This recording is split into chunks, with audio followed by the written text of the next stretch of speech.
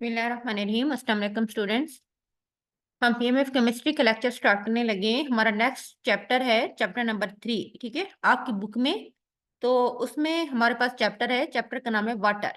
कि वाटर क्या है, इसके बारे में हम पढ़ेंगे। Importance of water and then types of water, physical properties of water and then chemical properties.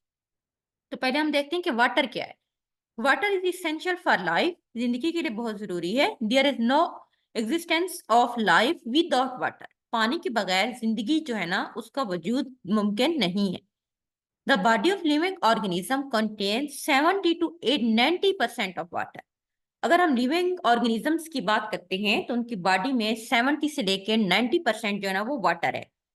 History tells that human settlement, which later grew into towns and cities, have also been related to availability of adequate water supply from river, well, spring and other source. वो कहते हैं कि अगर हम history की तरफ जाएं तो हमें ये बताती है कि लोग जब से दुनिया में इंसान जमीन में आए थे, वहां से लेके बड़े बड़े शहरों तक जाने में हर जगह पर पानी बहुत ज्यादा मिकदार में उनके पास मौजूद था। तो कहाँ से लेते थे? रिवर से, वेल्स मीन कुओं से, स्प्रिंग चश्मों से एंड अदर सोर्स, पानी के जो है ना मुख्तलिफ सोर्स से, जहाँ पे लोग जो है ना पानी ले रहे थे।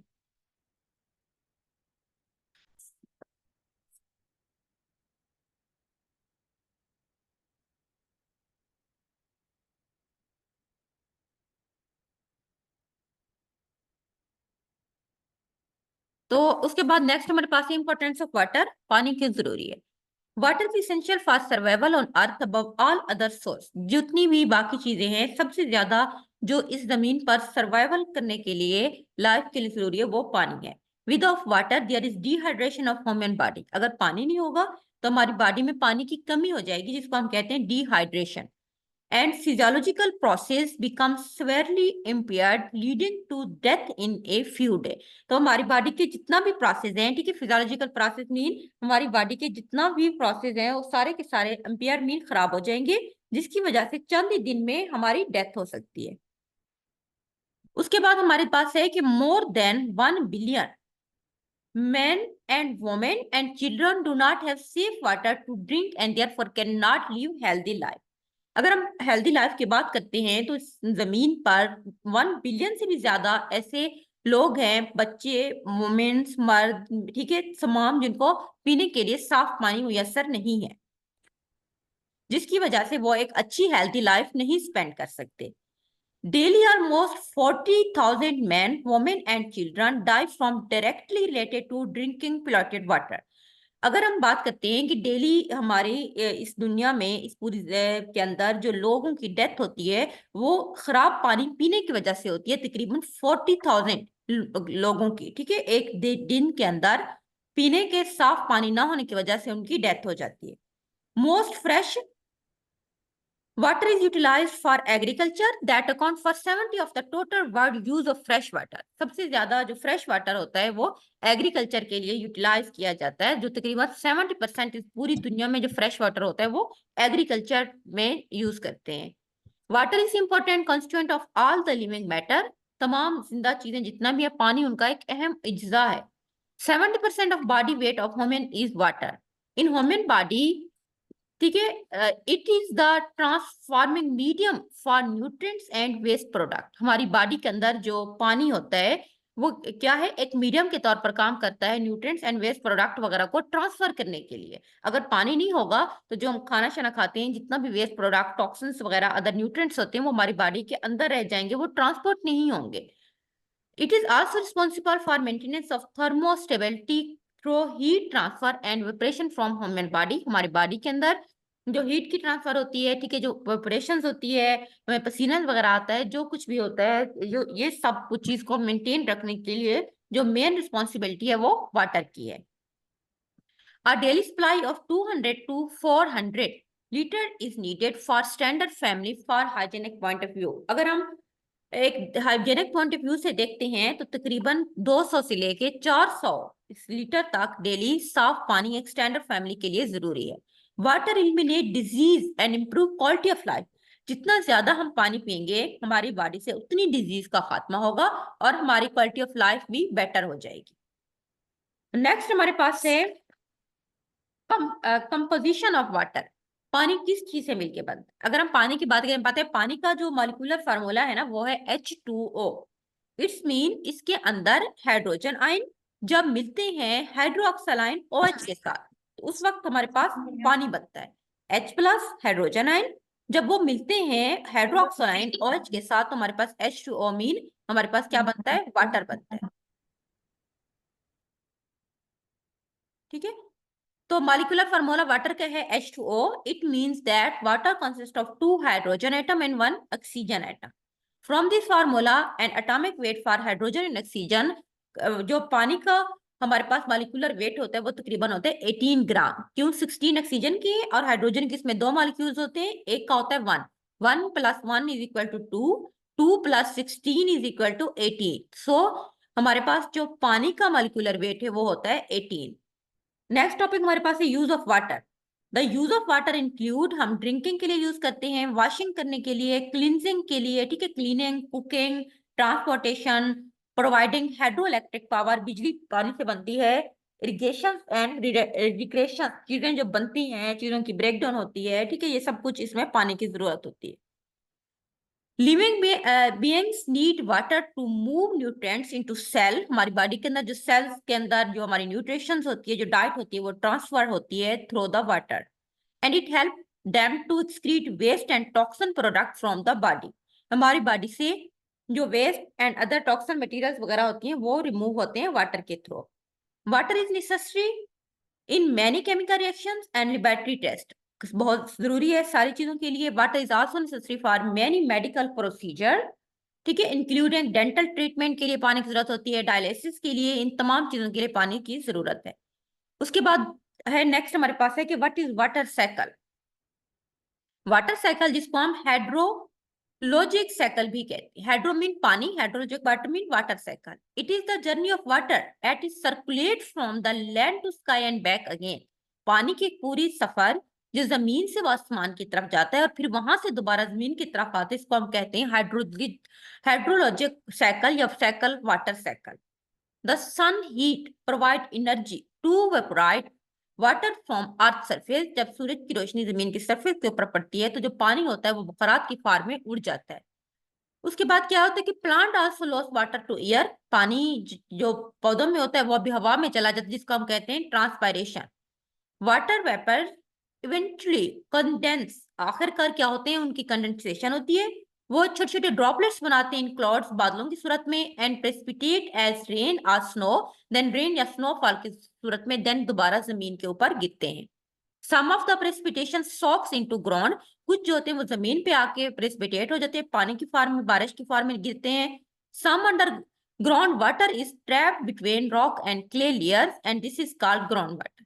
हमें पता है कि ग्राउंड वाटर जो जेर जमीन पानी होता है वो बेसिकली जितना भी नीचे मट्टी, रॉक, चट्टाने वगैरह होती है उनके लेयर से ऊपर की तरफ आता है। This cycle repeat again and again called cycle, water cycle. Next हमारे पास टॉपिक है efflorescence. Efflorescence mean to flow out in French, French में हम इसको कह सकते हैं, ठीक है, कि इफ्लोरेसेंस का मतलब होता है टू फ्लो आउट वाटर का। When some substance are exposed to air, जब कुछ हवा में जाते हैं, they lose water to atmosphere, तो वो एटमोस्फियर में पानी को लॉस करते हैं, therefore reducing in weight, इसलिए उनका वेट कम हो जाता है। Solid that behave in this way are those with water of crystallization। कुछ सॉलिड जिस तरह सोडियम क्लोराइड वगैरह होता है, ठीक है, उसमें वाटर ऑफ क्रिस्टलाइजेशन होता है। जैसे वो एटमोस्फियर में जाते हैं वो वहां पे वाटर को लॉस करते हैं और उनके वेट में रिड्यूसिंग हो जाती है, मीन उनका वेट कम हो जाता है। The molecule of water of crystallization are partially or completely lost to atmosphere। मुकम्मल तौर पर एटमोस्फियर के अंदर उनका जो वाटर ऑफ क्रिस्टलाइजेशन होता है उन तमाम सबस्टांस का वो उसका लॉस हो जाता है, and therefore making them lose their crystalline form, इसलिए वो अपनी क्रिस्टलाइन फॉर्म को क्या करते हैं, लूज हो जाती है, खत्म हो जाती है, वो नॉन क्रिस्टलाइन फॉर्म में कन्वर्ट हो जाते हैं। For example N2SO4 sodium sulphate, जिसमें 10H2 10 वाटर के मॉलिक्यूल्स हैं, इसमें वाटर ऑफ क्रिस्टलाइजेशन होता है। जब इसको हवा में एक्सपोज किया जाता है तो ये अपना सारा का सारा वाटर ऑफ क्रिस्टलाइजेशन को लॉस कर देता है। उसके बाद है इस तरह सोडियम कार्बोनेट Na2CO3, इसमें भी 10 वाटर के मॉलिक्यूल्स होते हैं। जब ये एक्सपोज होता है हवा में तो ये 9 अपने वाटर के मॉलिक्यूल्स को लॉस करता है, बाकी इसमें एक रह जाता है जबकि FeSO4 फेरस सल्फेट, इसमें 7 वाटर के मॉलिक्यूल्स होते हैं। जब हम इसमें को हवा में एक्सपोज करते हैं तो ये सारे के सारे अपने वाटर के मॉलिक्यूल्स को क्या कर देते हैं, लॉस कर देता है। ठीक है, उसके बाद है हैग्रोस्कोपी। क्या, what is hygroscopy? The process by which substance absorb water from the air. वो प्रोसेस जिसके थ्रू सब्सटेंस हवा से पानी को जज़्ब करते हैं, अब्सॉर्ब करते हैं, उसको हम कहते हैं hygroscopy. But not enough to form solution is called hygroscopy. ठीक है, ऐसे सब्सटेंस जो कि हवा से पानी को जज़्ब करते हैं लेकिन इतना नहीं होता पानी कि वो सॉल्यूशन में कन्वर्ट हो जाए, वो रहते तो पाउडर ही है लेकिन उसमें कुछ ना कुछ हद तक मॉइस्चर आ जाती है, तो हम उसको कहते हैं हैग्रोस्कोपिक सब्सटेंस। एग्जाम्पल हाइड्रोस्कोपिक की हमारे पास है CaO, calcium oxide, NaNO3, sodium nitrate, NaCl, sodium chloride, sucrose and CuO, copper oxide. Also certain liquid substance absorb water from the air to get diluted। कुछ हमारे पास वाटर के इस तरह के सब्सटेंस भी होते हैं, लिक्विड सब्सटेंस होते हैं जो कि हवा से वाटर को जज़्ब करने के बाद डाइल्यूटेड हो जाते हैं। इसको हम कहते हैं hygroscopic substance. For example concentrated H2SO4 sulphuric acid and concentrated HCl hydrochloric acid. अगर ये hygroscopic substance absorbs so much moisture that can equation is formed, then substance become deliquescent।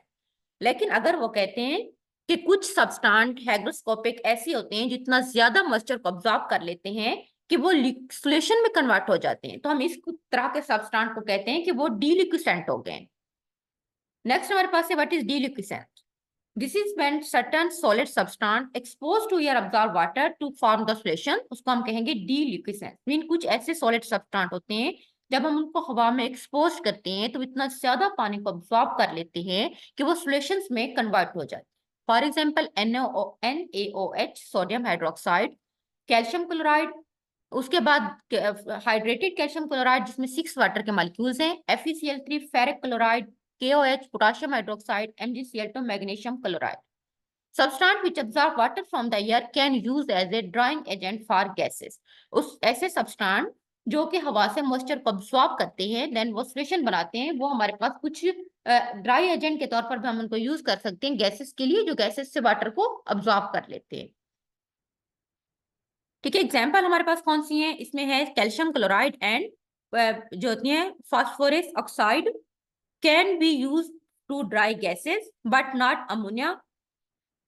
Concentrated sulphuric acid is used to dry the HCl। HCl को dry करने के लिए आप chemistry को बता सकते हैं कि H2SO4 सल्फ्यूरिक एसिड जो होता है वो HCl को ड्राई करने के लिए यूज होता है। जो गैसेस को ड्राई करते हैं उसमें कैल्शियम क्लोराइड है एंड फास्फोरस ऑक्साइड। उसके बाद जो कैल्शियम ऑक्साइड है CO या silica gel is suitable for drawing ammonia gas. ठीक है, अमोनिया गैस को ड्राई करने के लिए जो यूज होते हैं वो कैल्शियम ऑक्साइड भी हो सकता है या हमारे पास सिलिका जेल भी है। दिस इज बिकॉज क्योंकि calcium chloride, phosphoric oxide and sulphuric acid will react with ammonia. वो अमोनिया के साथ रिएक्ट करते हैं, इसीलिए हम उसको अमोनिया को ड्राई करने के लिए उनको यूज नहीं कर सकते।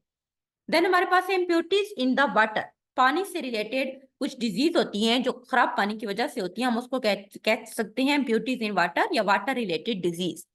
There are disease that in some way related to water या इम्प्योरिटीज इन द वाटर। पानी में जो कुछ इम्प्योरिटीज होती हैं उसकी वजह से कुछ डिजीज होती हैं, उसको हम 2 मेन ग्रुप्स में डिवाइड कर देते हैं। एक हमारे पास है non infectious water related disease और दूसरे हमारे पास होते हैं इन्फेक्शियस वाटर रिलेटेड डिजीज।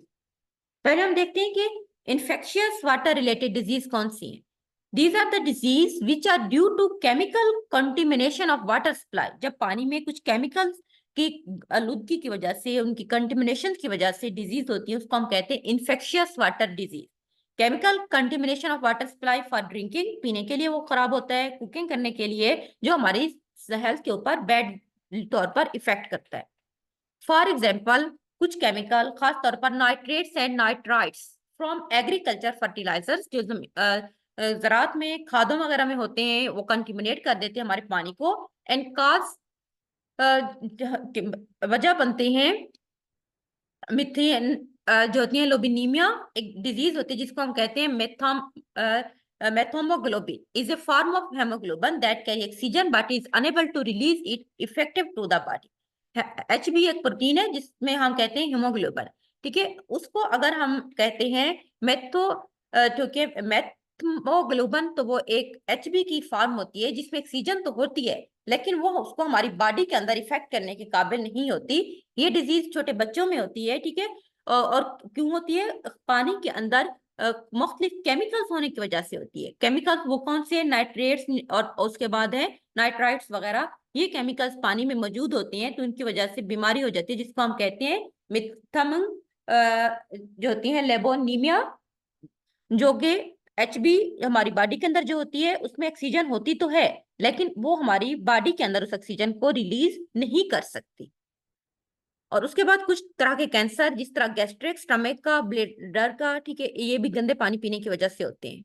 दूसरी इंफेक्शन रिलेटेड वाटर डिजीज जो होती हैं, उसको हम फर्दर मुख्तलिफ कैटेगरीज में डिवाइड करते हैं।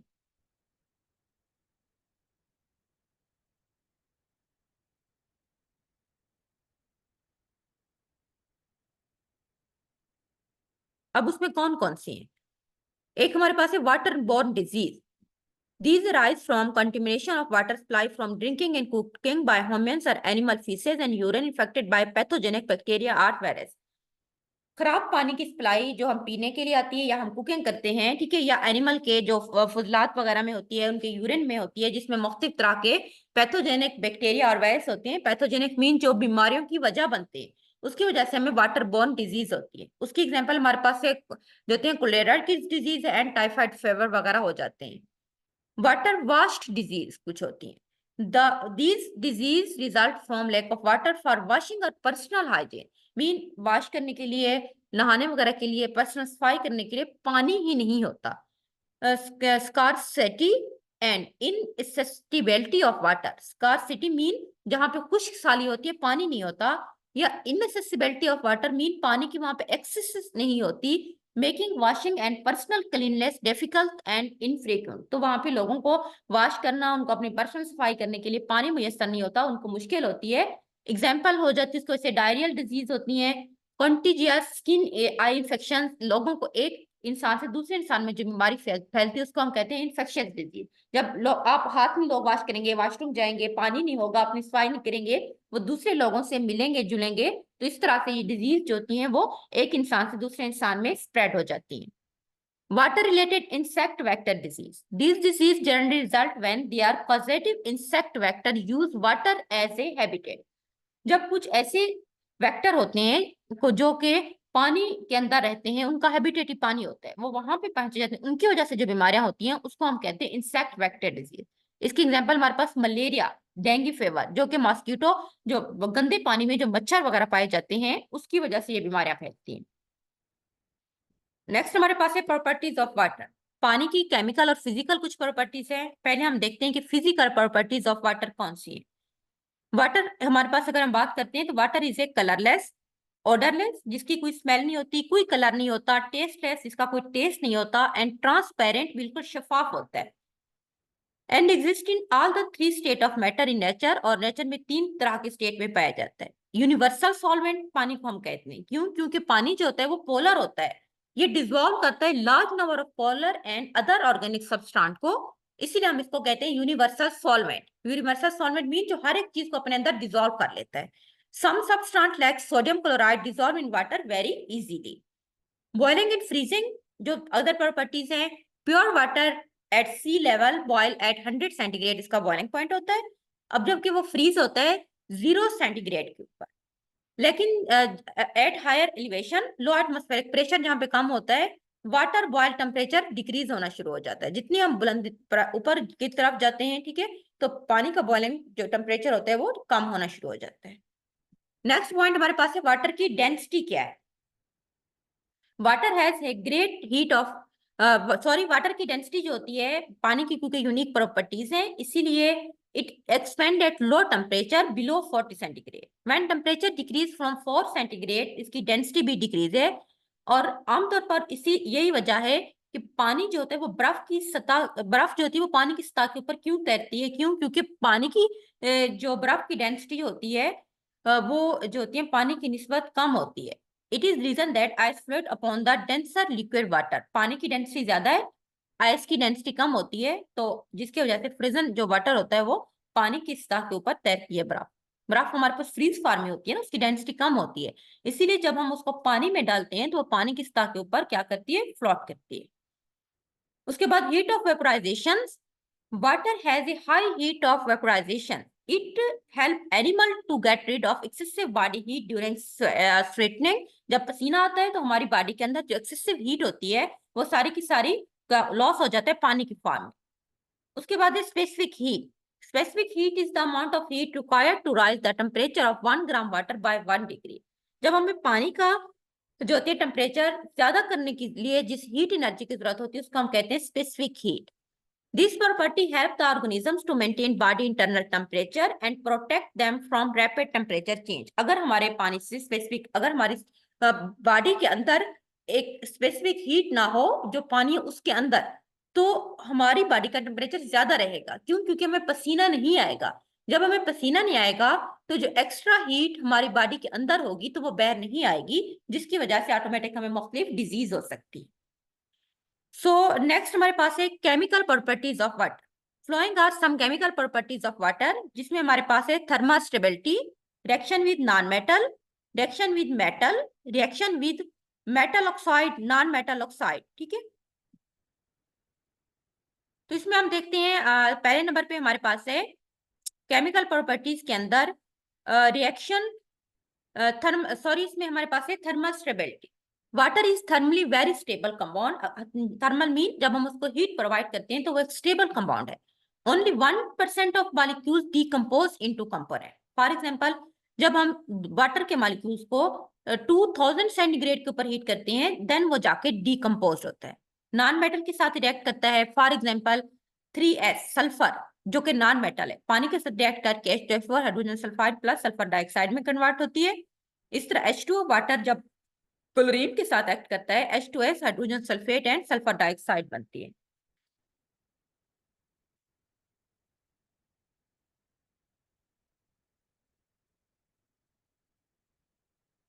यहाँ पे उन्होंने गलत लिखा हुआ है बेटा, यहाँ पे आएगा HCl H2 प्लस Cl2। जब पानी क्लोरीन के साथ रिएक्ट करता है तो हाइड्रोक्लोरिक एसिड, ठीक है, 2HCl बनेगा प्लस साथ में ऑक्सीजन जो होते हैं वो एक रिमूव हो जाएगा, 2HCl प्लस O आएगा इसकी जगह के ऊपर, ये आप करेक्ट कर लेना अपनी बुक में।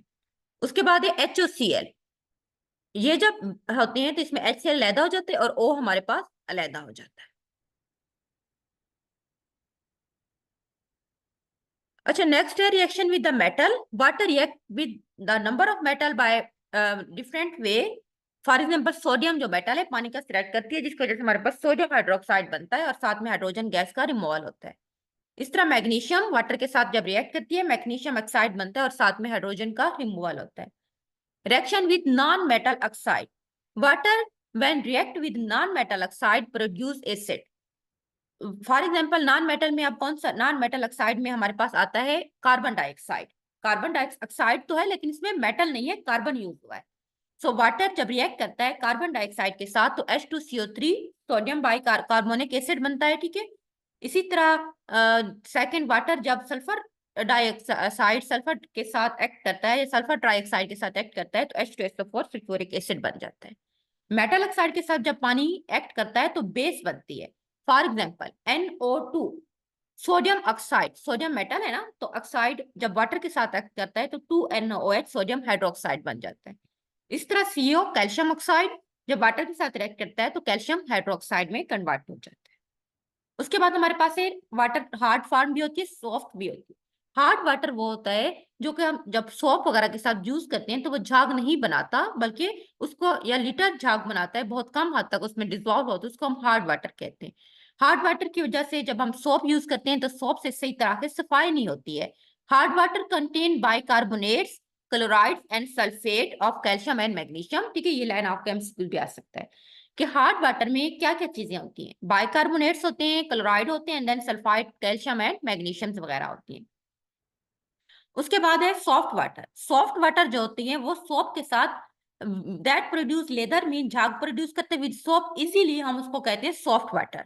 Soft water not effect cleaning action of soap, soap के क्लीनिंग एक्शन के ऊपर इसका कोई इफेक्ट नहीं होता। टाइप्स ऑफ हार्ड वाटर हमारे पास दो तरह का होता है, एक को हम कहेंगे टेम्परेरी और दूसरा होता है परमानेंट। टेम्परेरी हार्ड वाटर में जो बाइकार्बोनेट होते हैं कैल्शियम एंड मैग्नीशियम के, उसको हम कहते हैं temporary hard water. For example magnesium bicarbonate, जब ये वाटर के अंदर होता है उसकी ब्रेकडाउन होती है, मैग्नीशियम अलहदा हो जाते हैं और बाइकार्बोनेट्स आयन अलहदा हो जाते हैं। उसके बाद जब कैल्शियम बाइकार्बोनेट्स, जब हम उसको हीट देते हैं तो कैल्शियम ऑक्साइड अलहदा हो जाते हैं, कैल्शियम के आयन और बाइकार्बोनेट सेपरेट हो जाते हैं। बाइकार्बोनेट क्यों? क्योंकि वो सोलेबल होते हैं वाटर के अंदर, ठीक है, और मुख्तलिफ आयंस प्रोड्यूस करते हैं। परमानेंट हार्ड वाटर वो होता है जो कि जिसमें क्लोराइड एंड सल्फेट्स होते हैं कैल्शियम एंड मैग्नीशियम के, या दोनों के, उसको हम परमानेंट वाटर कहते हैं, जिसमें हमारे पास कैल्शियम क्लोराइड है, ठीक है, और उसके बाद मैग्नीशियम सल्फेट वगैरह ये पानी के अंदर जो होती हैं सॉल्युबल होते हैं और मुख्तलिफ आयंस को प्रोड्यूस करते हैं। Removal of hardness of water, hardness of water को हम मुख्तलिफ मेथड से रिमूव भी कर सकते हैं। एक हमारे पास है क्लार्क मेथड। क्लार्क मेथड में क्या होता है कि उसने कैल्शियम हाइड्रोक्साइड को जब पानी में ऐड करते हैं तो उनमें एक रिएक्शन होता है, इनसॉल्युबल कार्बोनेट जो होते हैं वो सेपरेट हो जाते हैं बाय फिल्ट्रेशन, इसको हम कहते हैं क्लार्क मेथड। अब ये कैल्शियम हाइड्रोक्साइड को जब हम कैल्शियम बाइकार्बोनेट को जब हम ऐड करते हैं पानी में, वो मौजूद है, साथ में हम कैल्शियम हाइड्रोक्साइड को ऐड करेंगे तो कैल्शियम कार्बोनेट्स बनेंगे जो पानी के अंदर डिजोल्व नहीं होंगे, उनको हम सेपरेट कर लेंगे। इस तरह मैग्नीशियम बाइकार्बोनेट में हम जब हम कैल्शियम हाइड्रोक्साइड ऐड करते हैं तो कैल्शियम कार्बोनेट जो होती है वो इनसोल्युबल होते हैं वाटर के अंदर, वो साइड पे हो जाएंगे, तो वाटर हमारे पास फिल्टर हो जाए। उसके बाद हमारे पास है आयन एक्सचेंज मेथड। इसमें भी हमारे पास जो होती हैं जियोलाइट्स बनते हैं जिसको हम आयन एक्सचेंजर कहते हैं। सोडियम जियोलाइट जब हम पानी की पाइप में से गुजारते हैं तो ये कन्वर्ट हो जाता है कैल्शियम या मैग्नीशियम जियोलाइट के अंदर, जो कि पानी के अंदर इनसोल्युबल है और पानी हमारे पास सेपरेट हो जाएगा। कैल्शियम आयंस जब सोडियम जियोलाइट के साथ ऐड करते हैं तो कैल्शियम जियोलाइट बनते हैं जो पानी के साथ इनसोल्युबल है, वो हम सेपरेट कर लेंगे। इस तरह मैग्नीशियम आयंस जब सोडियम जियोलाइट के साथ ऐड करते हैं तो मैग्नीशियम जियोलाइट बनेंगे जिसको हम सेपरेट कर लेंगे। लेकिन जो हार्ड वाटर उसके कुछ डिसएडवांटेजेस भी होते हैं। डोमेस्टिक पर्पज में जब हम यूज करते हैं तो क्लीनिंग ऑफ सोप के ऊपर इफेक्ट करता है, वॉशिंग अच्छी नहीं होती, ठीक है, तो large amount of water consumes होती है। इंडस्ट्रियल में भी इसके कुछ साइड इफेक्ट होते हैं। हार्ड वाटर की वजह से जो हमारी मशीनरी है वो उसमें स्केलिंग आ जाती है। स्केलिंग मीन जंग लग जाता है, अंदर लोहे की चीजें जो होती हैं वो खारे पानी की वजह से खराब होना शुरू हो जाती हैं। और इस तरह मुख्तलिफ जो टर्बाइंस वगैरह हमारे पाइप होते हैं, हमारे हीट एक्सचेंजर होते हैं, पाइप सारे के सारे वो खराब हो जाते हैं, हमें बार बार चेंज करने पड़ते हैं। हमारी हेल्थ के ऊपर हार्ड वाटर का इफेक्ट भी होता है, बैड इफेक्ट होता है, स्टमक डिसऑर्डर्स हो जाती हैं अगर हम लॉन्ग टाइम तक हार्ड वाटर को यूज करते रहें। स्पेशली हार्ड वाटर जिसमें मैग्नीशियम सल्फेट होता है वो हमारे स्टमक को परमानेंट तौर पर वीक कर देता है, तो हमारा स्टमक खराब रहता है। ये हमारे पास था वाटर का चैप्टर, ठीक है, कल आप लोगों ने पढ़ के आना है, तो ये मैंने आप लोगों से सुनना है। अल्लाह हाफिज।